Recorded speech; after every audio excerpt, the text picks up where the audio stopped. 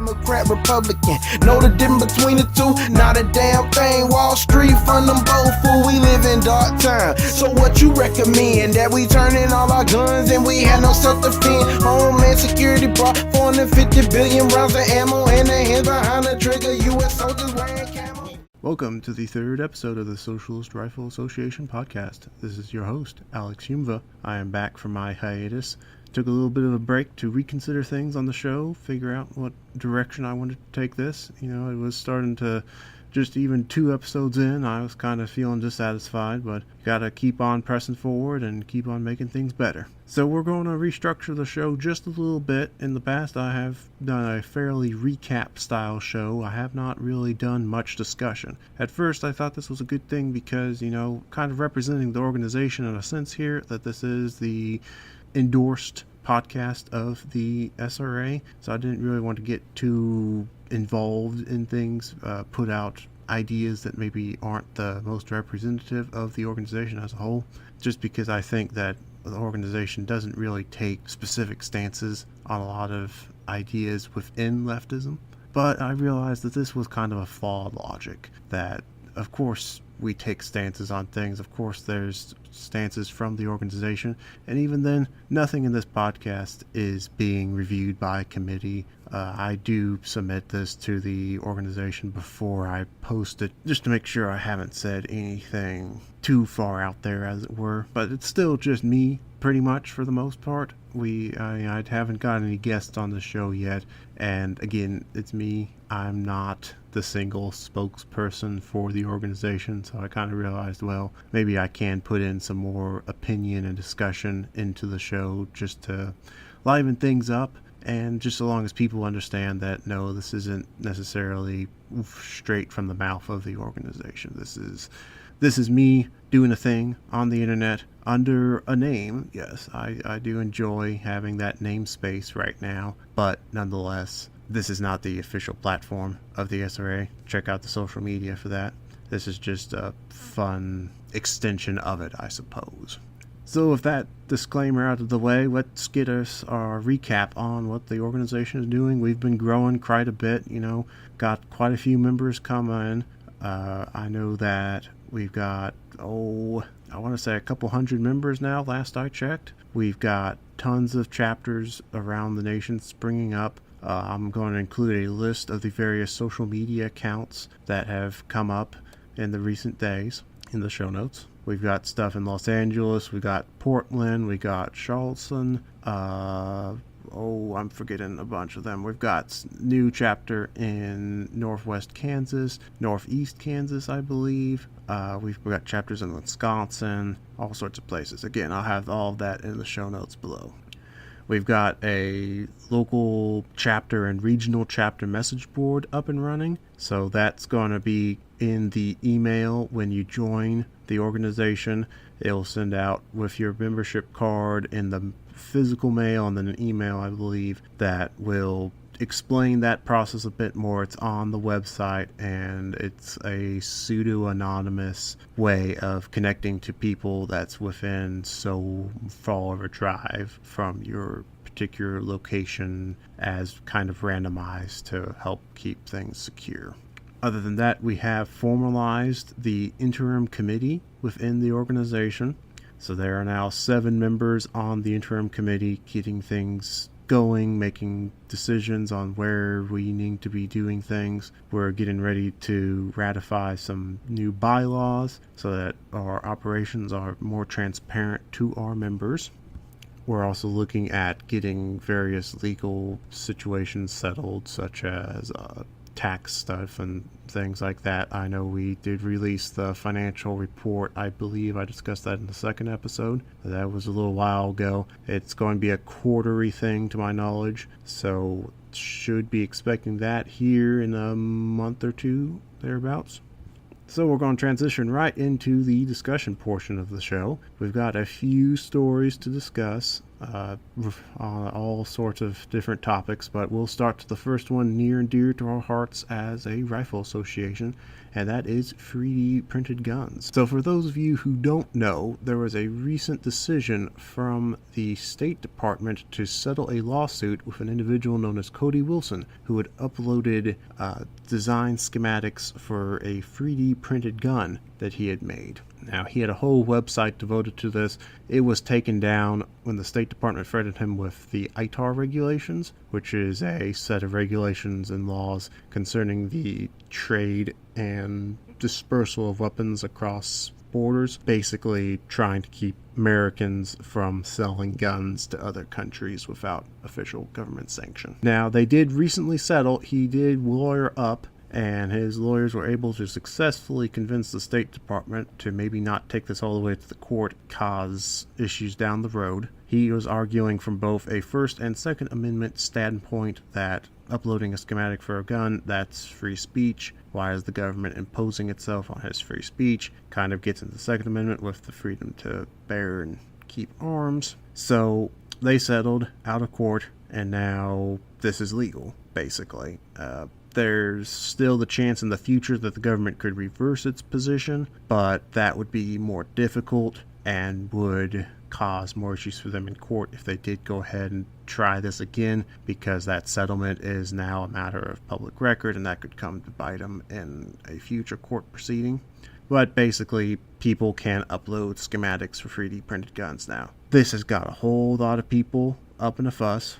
Lots of people are making hysterics about how this is going to, just cause everyone to have untraceable guns that go for metal detectors and whatnot. And this is the thing, that when technologies get to this point, people have to realize that times change, technologies change, and no amount of legal voodoo you're going to be able to do is going to be able to stop this. Just because this guy had his stuff taken down for a little bit, well, people still have 3D printers. People still can design these things. There's still patents that are publicly available for how firearms operate. We've been doing this for 150 years of a industrialized firearm manufacturer. Now that we have 3D printers, yeah, people are going to be able to print this stuff off. It's just a matter of how easy is that to do. And more than that, this stuff was already available on the dark web, so it's not like this ever went completely away. Never mind the fact that private manufacture of firearms is already mostly unregulated in the U.S. Outside of state laws on the federal level, you can manufacture your own firearm for yourself, for private use, and without the intention to, distribute it, sell it, whatever. That's the thing. You can make something for yourself. Now, if it gets out of your hands, that's going to be a big problem for you, and the ATF is going to be asking some very serious questions. But otherwise, private manufacturer, if you make a gun for yourself to use, and you keep it in your own home, then that's basically unregulated from the federal standpoint. They do have some recommendations on what you do, but otherwise, what you do in your own home is basically its own thing. Now, don't go out somewhere else and use somebody else's machine to do that, because then the ATF will also get very interested in what you're doing and probably quite upset.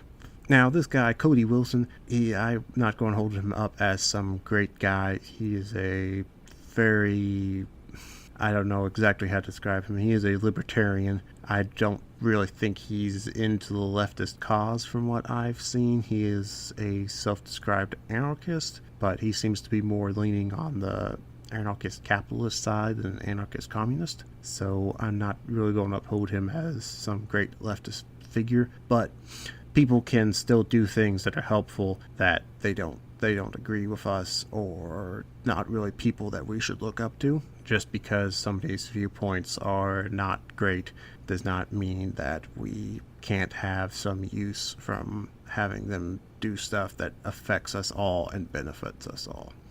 And I do think having this to where people can manufacture and share those files, I'm a big believer in having distribution of arms. I think that people need to be well educated and well trained, but I don't see a government system regulating that as a good thing. I think that's just more of a societal thing, that society should be able to enforce that on its own. I don't really think that's the position of the government to be doing that.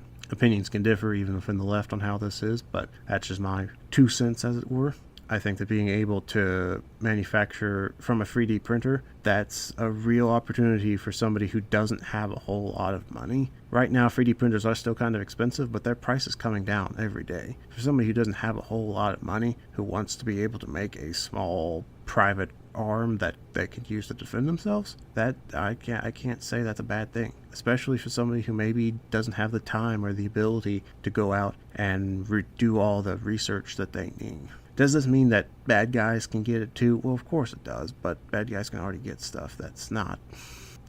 It's like trying to hit the little rabbit in the whack-a-mole game, that it's, especially when it comes to the digital era and having all these files digitized and available to spread wherever, that's not a good argument to say, well, bad guys are going to be able to get this, because bad guys already can get it. So there's no amount of regulation or law enforcement that you're going to be able to do that will affect these guys, because you just get onto the dark web and you go into that shady place and ta-da, you've got everything you need. Whereas this, by having it available to the public, not only do we be able to keep an eye on this stuff, but then people who might not have the resources can go out and utilize this. I did kind of find it funny as a closing thought that this guy, Cody Wilson, had to fire his original lawyers. According to this article from Wired, that his original lawyers basically told him, don't fight the government, you can't fight the government. And he was like, well, that sucks. So he went out and fired them and hired some new ones that were a little more well-versed in the area. He did also have the support of the Electronic Frontier Foundation. There's some pretty good people doing good stuff with digital rights in the digital era. I don't necessarily agree with everything they ever do. It's always my disclaimer on these things, but I haven't really seen too much weird stuff from them recently.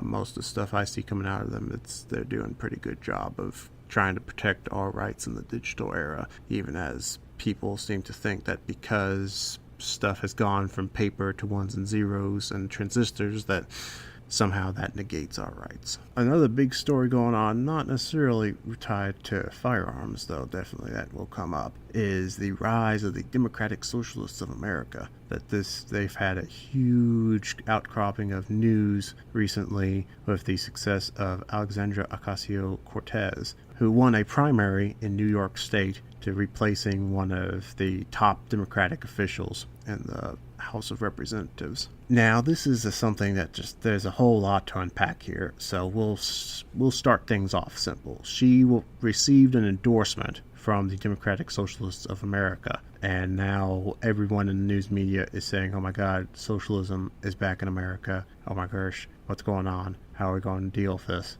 And, you'd expect this. Much of the news media is still very much capitalist. Much of politics is, basically all of American politics is still very much capitalist. So, you'd expect somebody sees socialist and they say, oh my god, what's going on? So, let's take a step back first, though. So this is, this Socialist Rifle Association podcast. So surely we should be celebrating this. Let's take a step back and say, well, let's actually look at what people call themselves. Because just because you call yourself something doesn't mean you are it. And this is something that the right-wing talk show radio hosts might not necessarily want to discuss as much, because they have a particular agenda to push, including even the centrist stuff that NPR doesn't have a greatest of stuff there either. So, is Cortez a socialist? I'm going to go ahead and lean on the idea of no, but with a question mark, if that wasn't in my tone of voice, that clearly she is not in favor of the current capitalist system. But I'm not going to go so far as to say that she's actually a socialist, because she's put out some really weird stuff on Twitter.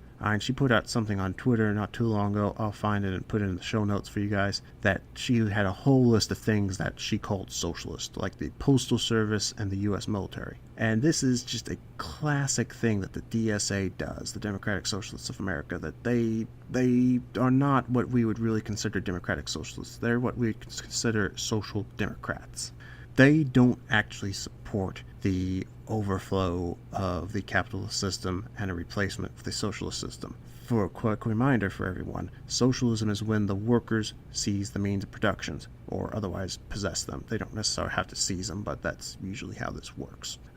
In theory, the workers could just get them, but that would be very strange. So I've yet to see that happen in history. Usually the workers have to have a fairly good bargaining position for that to work, and that usually means unsettling, and that usually means that they have a lot more than just a little bit of union bargaining power, we'll go ahead and say. So if the Democratic Socialists of America, not only are they really decentralized, not only is there a lot of problems with their leadership, so this is the problems of those blatant statements that there are caucuses within the Democratic Socialists of America, the DSA, I'm going to go ahead and call them before I lose my voice, that are much more far left and much more actual socialists and communists. But for the organization as a whole, a lot of the stuff they talk about is social democracy, and especially for Alexandria Ocasio-Cortez, she's not really what I'd consider a socialist, just because she doesn't even seem to quite understand what the concept of socialism is. If she's calling the military a socialist endeavor, the military is not run by the workers. In some parts of the world, there are actually militaries with elected officers. The U.S. military, not one of those. The U.S. military is not run in a democratic fashion. The U.S. military does not have elected officers. It is not a people's militia. It is very much a very well-regulated, very well-structured, very hierarchical system. There is not a whole lot of the troops decide what they're going to do. Same goes for the Postal Service. I have yet to hear about postal workers deciding what they're going to do. Now, the Postal Worker Union, from what I understand, is a pretty good union, and they do a pretty good job of bargaining for themselves, but that they're not in control of the Postal Service. They do not possess the means of production, or in this case, the means of mail delivery. So going off of that, what's the point here? And the point here is that we shouldn't see this as some uprising of socialism in America. Now, it is a start. People are starting to look that direction, because when people start researching this, when people hear this and start researching it, they might actually find out about real proper socialism, and that's a good thing. And I don't think Cortez is a bad person. I don't think she has bad intentions. I just think that she is very much going about this in the wrong direction, especially given how she seems to be learning by the day of what she's talking about. And that's a good thing. It's good to learn. It's also just kind of scary that she's gotten this far and doesn't seem to quite understand everything yet, as far as just her very basic fundamentals. I get not knowing everything. I don't know everything, and I couldn't claim to know everything. If I ran for political office today, I would have to learn a lot. But I want to make sure that my core fundamental thesis is researched and founded, and that I'm able to stand firm in that. She's had to change her opinions on Israel a couple times now, and I don't think it's a bad thing that she can grow and develop on any issue, but she needs to be able to at least have the fundamental idea that she's a socialist down, and even that she doesn't seem to quite get. I'm from Kansas, and she was just here in Kansas, actually, with Bernie Sanders and one of our candidates here, James Thompson. And, Bernie Sanders, a similar thing, that he's a self-described socialist. Bernie Sanders isn't a socialist. That's just not how this works. Bernie Sanders, he can call himself a socialist until he's blue in the face, and I'm sure he has in the past. Just because you go and visit the Soviet Union doesn't mean you're a socialist. Just because you want health care for all doesn't mean you're a socialist. Socialism is, again, workers possessing the means of production. That's not something that is very negotiable. You can't have socialism without the workers controlling these things. So, there's also the problem that people have this notion that because she calls herself a socialist, because Bernie Sanders calls himself a socialist, that they have to defend them because we don't want to leave our fellow leftists behind. We don't want to besmirch them or hurt our chances, you know. And this is just, I don't think people understand that you can be critical of somebody without being hurtful or tactful or things like this, that you don't have to make attacks against somebody to be critical of them and to apply criticism and to try to get them to develop. Because it could be one day that Cortez does become a true, honest-to-God socialist, and fantastic when that happens. But you can be critical of somebody and still accept that they are a better option than what else you might necessarily have. I do like that she talks a lot about unity. I do like that she's got that down. Leftism is not going to go anywhere with us making real, honest-to-God attacks against each other, and that's something that happens too much in the leftist community, is just bitter sectarianism and things like that.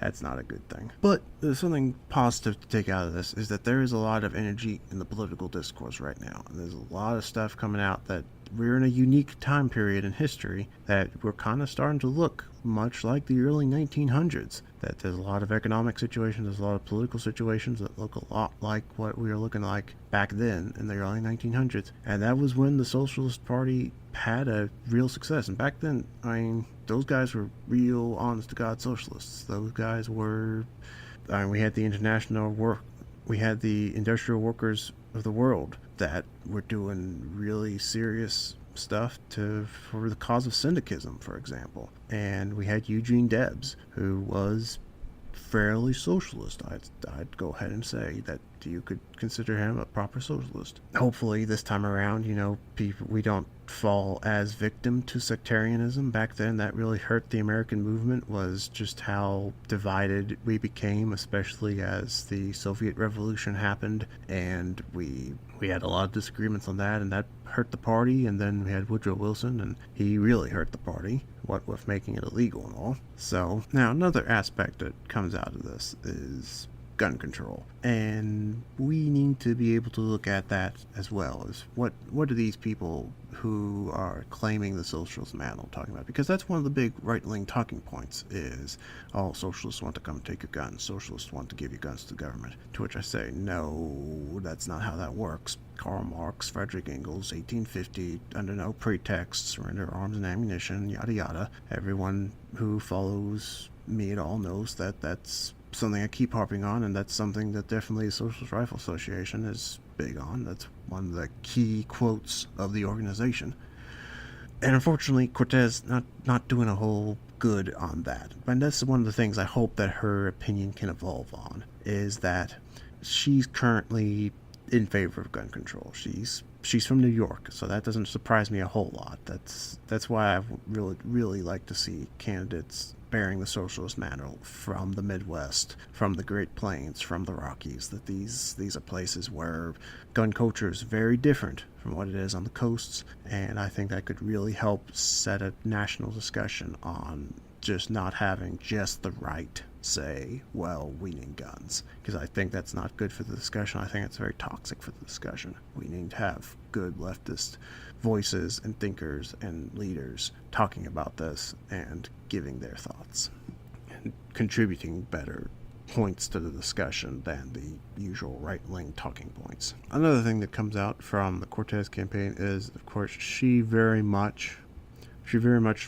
campaigned on the platform against ICE. She was a supporter of the Abolish ICE movement. A lot of bad news about them recently, and that's just how.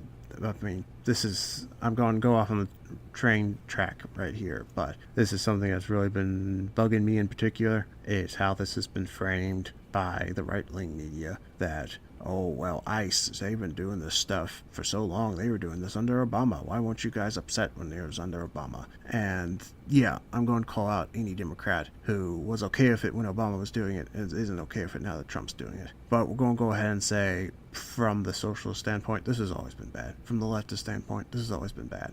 I don't know a leftist who was saying this was a good thing when Obama was doing it, because we didn't like Obama either, okay? That's just because he might have maybe been the better of the two, that he's still capitalist, he still supports the capitalist system. Just because he's not as bad doesn't mean that we like him or that we supported him or whatnot. He still did a lot of bad things. He still killed a lot of people with drone attacks. In fact, he had the most drone attacks of any American president, to the best of my knowledge. I'll get a source on that in the show notes.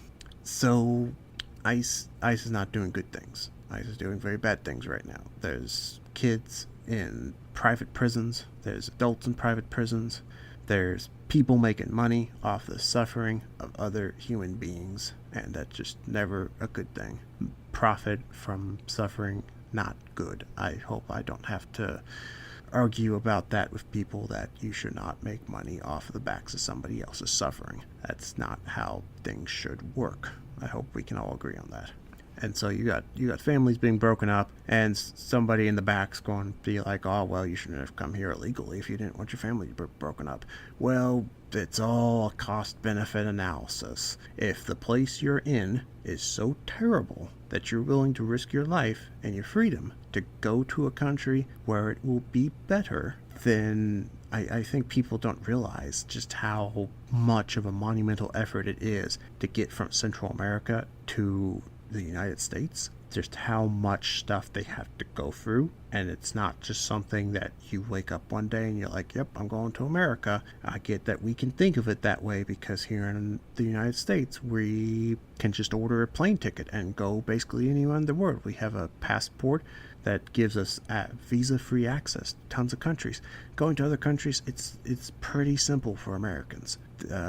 Not so much for these people. They're traveling on land, they're traveling by boat, they're traveling by car across scorching deserts trying to get here. It's not just because they woke up one day and said, well, I guess I'm going to go to the United States and drive down wages and cause all sorts of issues. It's because they are in a life and death situation, and the situation has just gotten so bad that that's the last option they have. So yes, they're not...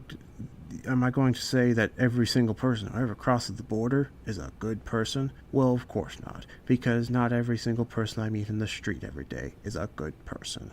I also don't think that we should be violating people's fundamental rights just because of one boogeyman, because that's not how it works. Our entire system, in theory, is supposed to be set up in the exact opposite way. Our freedoms are so strong that we would rather evil people do evil things than for one innocent to be mistreated. And that's a hard thing to do sometimes, but this is the high price of freedom. And so yes, people showing up the border, and this is the thing, it's not even people who are illegally crossing the border, and we could spend a whole episode talking about illegal border crossings and just the whole borders in general and things like that. That's a whole topic for another time.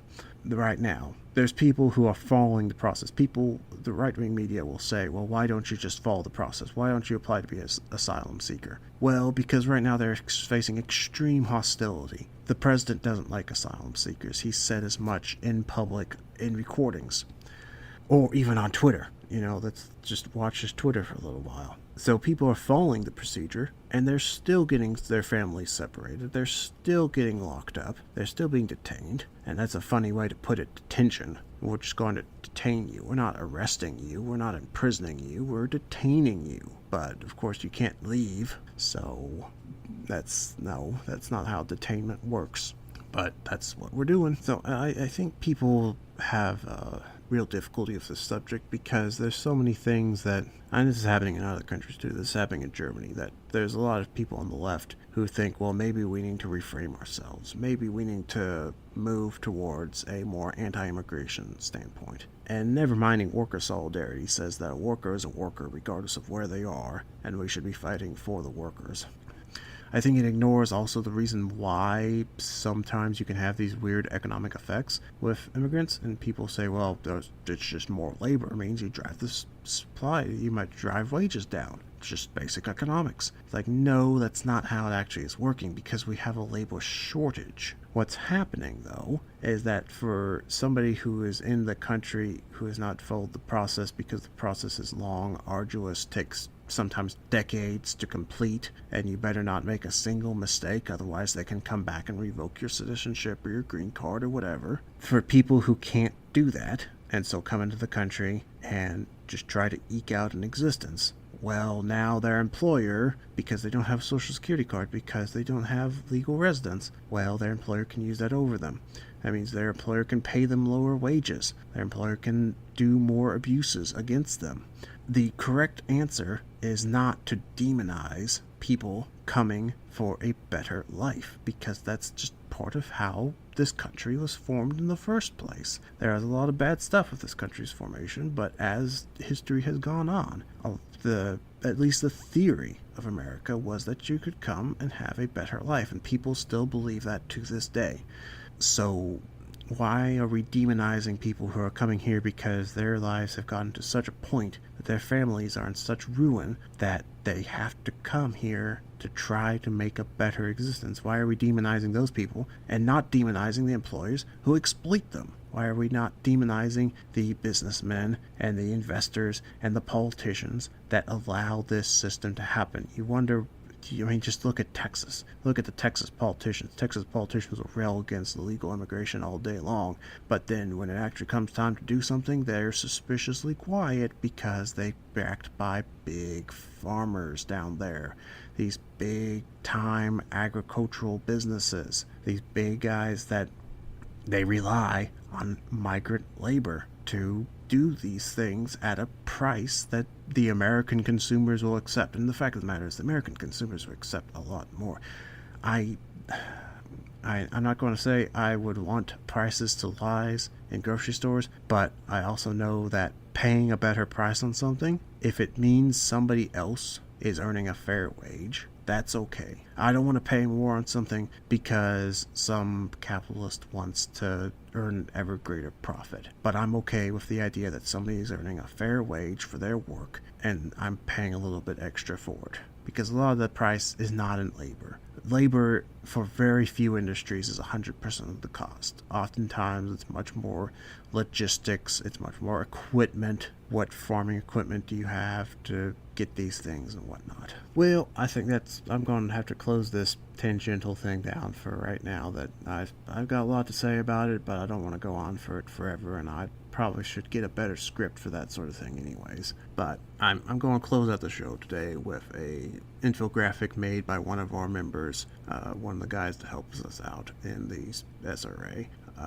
He posted it to the subreddit. If you guys want to go check it out, I'll also put it in the show notes. It's a gun crime facts infographic, and so there's a few interesting things in there. AR-15, most popular rifle in the United States, but it goes on to say that rifles of any kind, not just semi-automatic or bolt action or whatever, but all rifles kill at most about 300 people a year in the United States out of 330 million people. So consider that's a 1 in a million.